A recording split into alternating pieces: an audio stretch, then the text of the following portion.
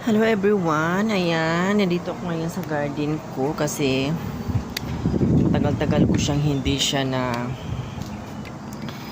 kuri-kuri kasi nga itong mga nakaraang linggo busy kami kasi nga may bisita kami. So ngayon wala na kaming bisita, medyo maluwag-luwag na sa time. So dito ako ngayon kasi nga tanggalan ko siya ng mga patay na dahon kasi yung mga nakaraan hindi ko siya na tanggalan ng mga patay na dahon kasi nga busy kami.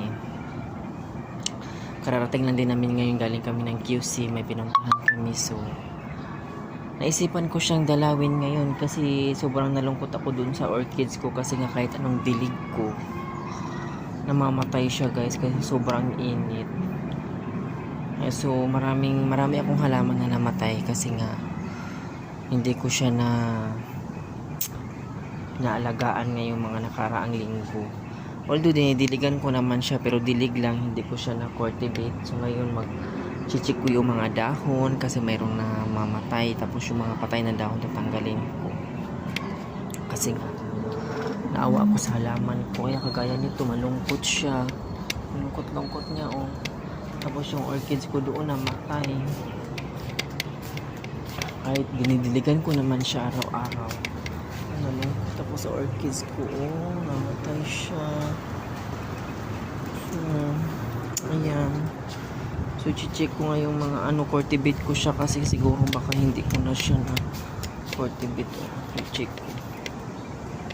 Nandito ako ngayon sa labas. Atelier naman doon sa kanyang garden. So, kanya-kanya kami. So, anyway, yun nga. Gagawin ko muna tong dapat kong gawin, guys.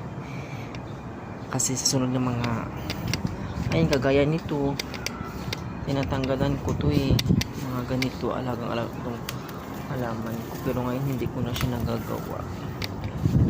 Yung mga ganito tinatanggalan ko yun siya mga patay